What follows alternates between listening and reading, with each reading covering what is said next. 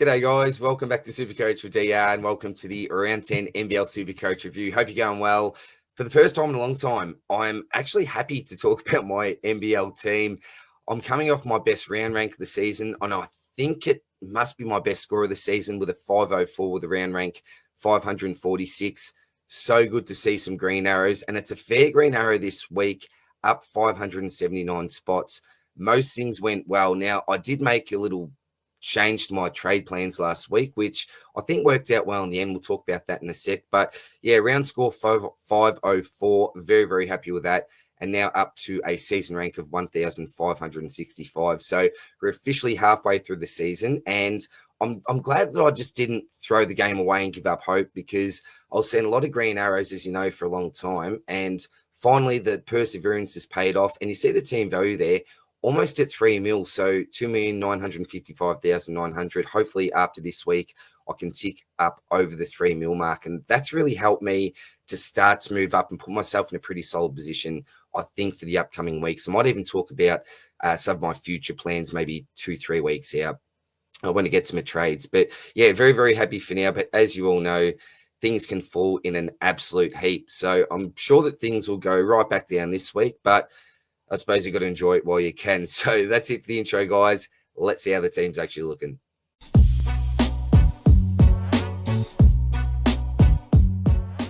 Alrighty, so trades from last week. I ended up going back on my plan to get in Xavier Cooks, and after the first game was not looking good at all. I thought, what on earth have I done here? Originally, I was going to trade out Cook just for that extra cash to get up to Cooks, bring Prather up to that guard spot. But instead, I thought, do you know what? I'm just going to settle on getting Sam Froling in for the week. Just a 1 week play. Bloke that's got a pretty solid floor. Wasn't expecting the world from him. A 60 would have been nice, but a 50 in the end, yeah, that was okay. And traded out Ty Webster. That was just a disaster for me. And brought in Big Bryce Cotton. The title of last week's video was Bryce Time, and it certainly was. What a man he was. I don't need to even talk about his performance because I'm sure that everybody has already. But yeah, that were the trades last week. Lopez ended up going out for Froling. Pretty happy with that move in the end. But very quickly, Sam Froling with a 50, as I said, just average type stuff. Doolittle with a 58. Would have wanted a little bit more from him. But again, that's all good. Pinder, this is a super disappointing one. A 14 on field. This bloke is the definition, if you play AFL SuperCoach, of a roller coaster. If he was in the stock market video, he'll just have that roller coaster symbol each and every week because he's up, he's down. You just don't know what you're going to get. So I'm probably going to look to move him on this week, to be honest. And then you look at these on-field guard spots. PJC with an 86, no one's actually talking about this week simply because Big Bryce Cotton, 100 right on the dot. Isn't that beautiful as a captain? You see 200 next to his name. You just can't beat that. Record-breaking stuff from Bryce this week. And as I said, PJC, 86. What a fantastic week from him. The first game wasn't looking too good, particularly if you had the captaincy on him. The same with Bryce as well. It was that second game where both of them went absolutely nuts going head-to-head, but Bryce really was the man on the night. And then you go to the bench spots. Prather, what a brilliant trading he was a couple of weeks ago. So 40 for him on the bench, fantastic. Henschel with a 45, keeps on delivering. Now we know that Bryce is obviously back, but he's still got a role. He's still getting some minutes there. So I'll probably keep on to him for another week. But as we know, the Wildcats run ends after this week. Menenga for a 47. Yep, fantastic.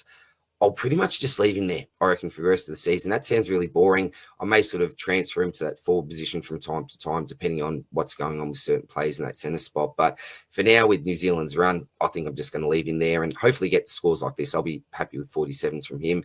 Cook with a 21, nothing fantastic, but we know he's got a wonderful run of doubles coming on. And that's another reason why I kept on to Cook. I thought, let's just keep him on the bench there. And then that's an easy double-double for the next couple of months. Glover with a 35. This bloke has been absolutely fantastic for me.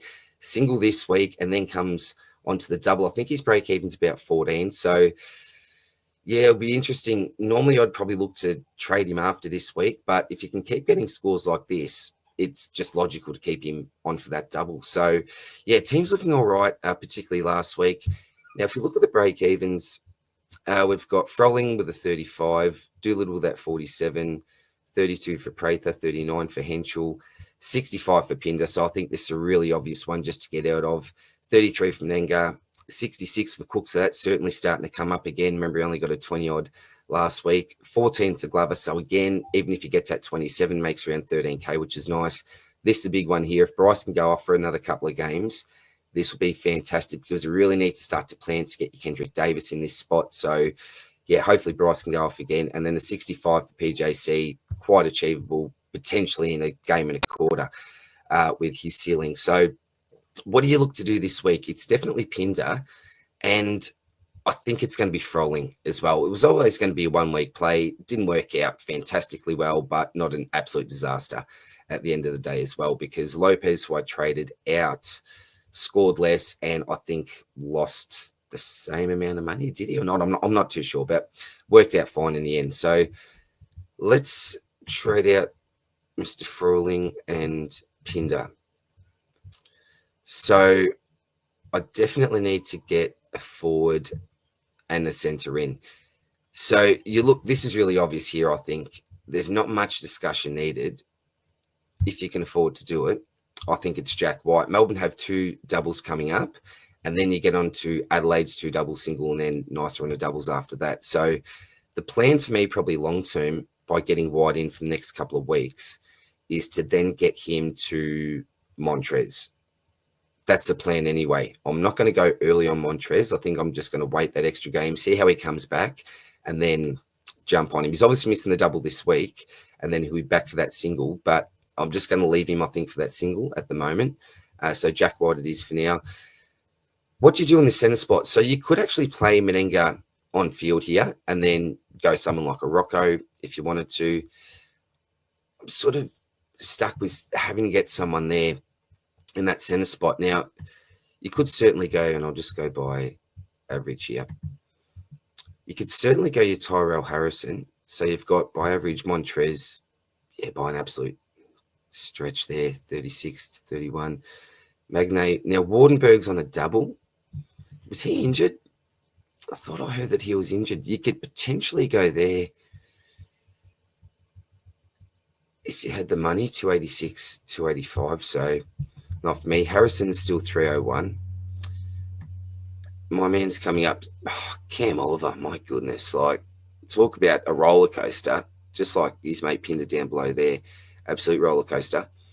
Isaac Humphries, I think, is going to be the man for me. Now, the reason why I'm looking at Humphries, again, this is just going to be a 1 week play, is because I think I can afford to do that. And the only other bloke that I'd look to get here, which wouldn't allow me to actually bring in Jack White by just using the 2 trades with Pinder and Froling, is Harrison. But if you look at Harrison's break even, I think it's around 67.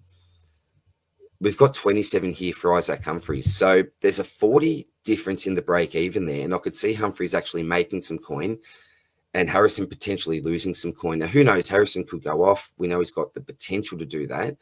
But yeah, coming off illness, really hurt coaches that had him last week, particularly on field and even on the bench, just getting zeros, that would have hurt. But I think that he does have the potential to come down. Humphries go up. So I see this as a 1 week play.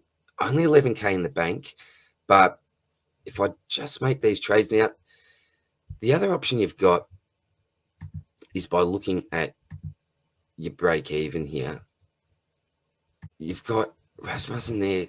Rasmussen, I don't actually know how to pronounce the bloke's name, but with Vasiljevic out and Davis out as well, just for this double, and DJ being out for potentially the remainder of the season. I'm not too sure how bad it is, but certainly this bloke, he makes some money. He's got a -7 break even.